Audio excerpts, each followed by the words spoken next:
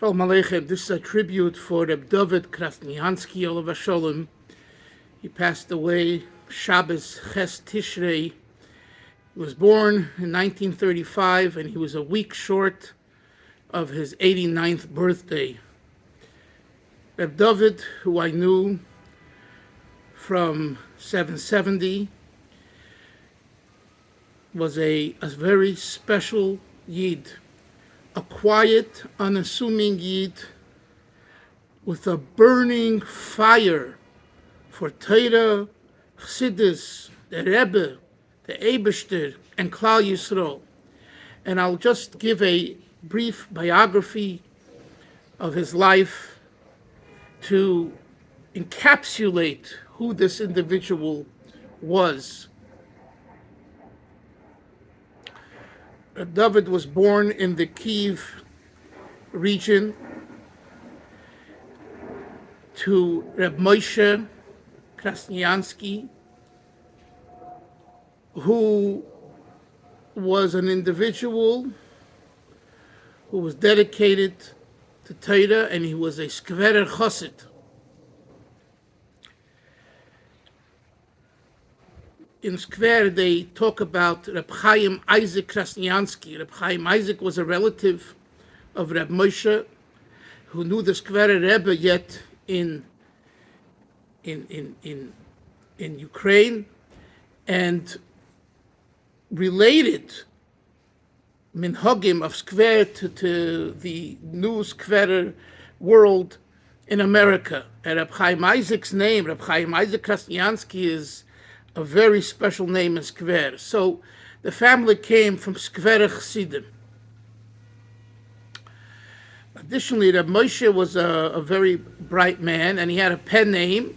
His pen name was Sambation, and he wrote books under the name Reb Moshe Sambation, and the Rebbe told Reb Moshe years later that he remembers when Moshe came to America, and he remembers reading his books yet in Russia. And they were very, very scholarly and well-written, and his books were received well in the greater Jewish community in Russia and Ukraine. After escaping to Samarkand, Tashkent, Samarkand in the 1940s, Reb David, together with his parents, were there, and Reb David came. That's where they met Lubavitch Chassidim for the first time. Reb David then was together with Lubavitchers in Poking, the DP camps in 46, 47, and from there he went to Paris. He went to France and to Brunois. He went into the yeshiva and he became a Talmud, a student of Reb Nissen Nemanov and Reb Shlomo Chaim Kesselman and Reb Yosef Goldberg, and he considered Reb Nissen his teacher in Chassidus, and Rabbi Yosef Goldberg, his teacher in Nigla and Talmud. He had a genius-like head. He was gifted, not only in learning through Shas several times and knowing it, and not only being clear in all of the Likutei Torah. One of the sons told me that he never remembered a Shabbos coming down in the morning after getting up, that his father wasn't sitting and learning Likutei Torah by the table. And he knew the entire Likutei Torah. In France, under Reb Nissen's guidance, he memorized for his bar mitzvah the entire Sefer HaTanya Chelik Rishon, I believe. But it wasn't just the teachers and his role models. It was his own head and his own development, but all in the most humble, bitteldik, unassuming way. You would never notice it. I mean, I saw this man at 770. You didn't hear a beep from him. He stood by his place, he davened. They called him up for maftir, for shlishi, for shishi. The people who were in charge of the minyan knew him from before, and they knew what kind of special Talmud Chacham he was, and they gave him the most honorable aliyahs in the minyan. But he would barely say anything. If I hadn't gone over to him and asked him something in Tanakh, and he knew it cold right away with all the details, you wouldn't know anything. You wouldn't see anything. Anyway, going back to his childhood and teenhood in Brumwan, the yeshiva, he really became a young man who was gifted and molei v'godish of Torah. Rabbi Yitzchak Reipot, Rabbi Reipot, Zol Zayin Gesund of Borough Park, told me this past Yom Kippur, we were talking, that he remembered how Reb David would learn with his chavrusa, Rabbi Isaac Shvei. And everyone knows Rabbi Isaac Shvei had a goynische cup and a fantastic memory, and he was a big bardas. Well, guess what? Reb David was the same way, and maybe even more. But because he became an engineer and he went into that field, his name wasn't so popular and publicized amongst the 770 Bocharim and the communities, and he was very quiet. Rabbi Isaac Shvei was a Rosh Yeshiva in the Montreal Lubavitch Yeshiva. And I'm not saying this to compare. Rabbi Isaac was a genius in his own right. I'm just saying you're talking here about very high quality of learning and Torah scholarship. Reb David had another tremendous facet, that he had a hekef kloli. In other words, he had this vast knowledge of all aspects of Torah. So, for example, Divrei Yimei Yisrael, Jewish history, he knew it backwards and forward. The Seder HaDoros, who came before who, which Tana, which Amoida, when did he live, where did he live? He knew it all at his fingertips. Tanakh, I told you before, it was Baki in Tanakh. Kabbalah. He knew Kabbalah. He knew Chakira. He learned it. One of the sons told me that at the Shabbos table growing up, it was all discussions about what they were learning in the yeshiva. They weren't discussing the stocks. They weren't discussing the latest politics. It was all Torah. And again, all with the humility, not with, now we're going to study Torah and talk Torah. No, this is his food. This is what gives him life, what gives him koyach. Anyway, after he finished yeshiva at 19 in 1954-55, he went to Eretz Yisrael to get smicha. And he got smicha by the chief rabbi of Yerushalayim, Rav Pesach Tzvi Frank, who was a Goyin himself, and by Rav Herzog, the Rav Aroshi of Eretz Yisrael. They both gave Reb David smicha, and he always would say the tests were so difficult, you had to know every Pri Mekodim. And he aced. He got 100 excellent because of his Grace Cup. So again, the smicha he got from Rav Pesach Tzvi Frank and Rav Herzog. He came back to America in 1958, and he married the daughter of Reb Mordechai Hirsch Charitonov, who was a son of Reb Aaron Charitonov, the famous Chabad composer and Baal Menagin, Reb Aaron Charitonov. He had one of his sons was Reb Mordechai Hirsch Charitonov, who had several children, and one daughter married Reb David. By the way, Reb Mordechai Hirsch Charitonov was a brother-in-law with Reb Mendel Futterfass and Reb Shia Korf.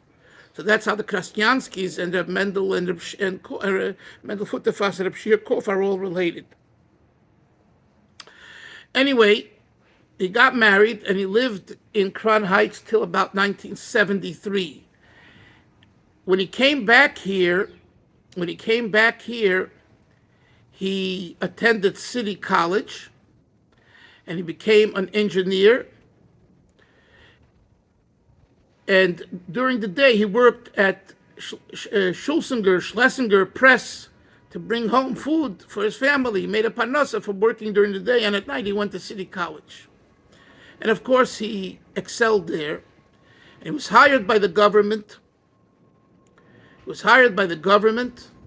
First, he worked at in the '60s. He worked at the Brooklyn Navy Yard, the same place where the Rebbe worked, and his work was top secret. It was during the Cold War, and he developed over the years the GPS for the Navy, both for the air division and the naval and the ship division. Things like the altitude of how high and how low planes fly, and how, things like that, and other such things, which was all top secret. In fact, he supervised many people, and he went out to test sites to test the equipment, because he was one of the people behind it. So he had to see if it actually works, and it was all top secret. He hardly ever spoke about it to his family and to others, for sure. Now, an interesting thing, his relationship with the Rebbe was I believe at the end of the '60s or the '70s, he had an offer from Singer Company. They were a private enterprise, an engineering company that heard about Reb David's genius and him being in a lead position for the government in the naval division.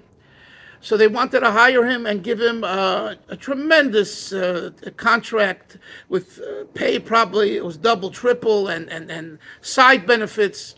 And he asked the Rebbe, and the Rebbe said he should ask other experts in the field, but his opinion would be to stay with the government job, because with them you have stability. The government is here; it's not going anywhere.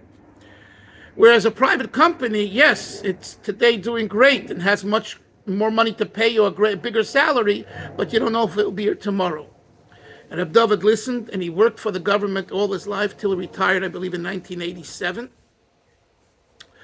So in 1973, he was transferred by the government to Philadelphia, and he lived there till about 1987 or so.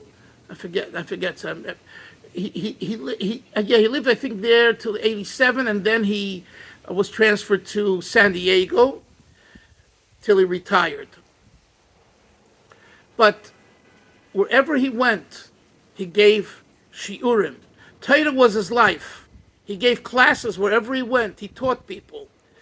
I was told that in Philadelphia there was a very large, great supporter of the Beis Yaakov over there, while Rabbi Baal Shem Tov was in charge of that school many years ago, probably in the '70s. Anyway, and Rabbi Shem Tov introduced this supporter to Reb David, and he wanted to learn, and he started to learn with him, and he became enthralled with the learning. And at a dinner for Beis Yaakov, he got up and he said, "Everyone should know that my teacher, Reb David Krasyansky, has changed the way I think and the way I behave." His impact on people was in a very pnimistic way, in a very deep way. And it came all through Torah, through learning Torah. Through learning Torah and observing a person who was so humble, so unassuming, so special. His chesed, his kindness, was not known by many. In Philadelphia, he had many times those people that no one else wanted at their table were at Reb David's table. And with a pashtus, not with, fanfare, I am inviting the people who no one else wants. No. Where he came from, Kiev, Europe, the Holocaust, Brunois, Reb Nissen, that went into his blood stream. The chesed to help another Yid. There's many more things that could be said and will be said. But this chassid, Reb David Krasyansky, I forgot to mention that he was a 9th generation from the Baal Shem Tov, both Adel, the daughter of the Baal Shem Tov, and Reb Tzvi. From both of them, he was a 9th generation from the Baal Shem Tov. So that's a pretty good yichus, a pretty good pedigree. So besides his yichus, he was his own man. This was a person who knew all of Torah. He had Yediyah, knowledge in all sections of Torah.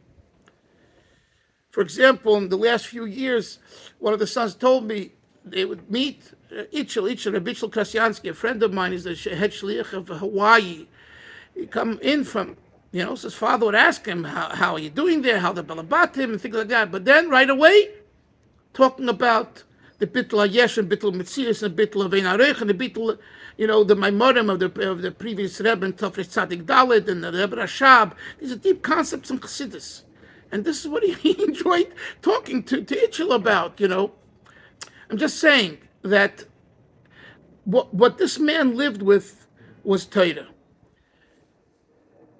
In the last 10 years or so, he was the Rosh HaKollel of a kollel in Crown Heights.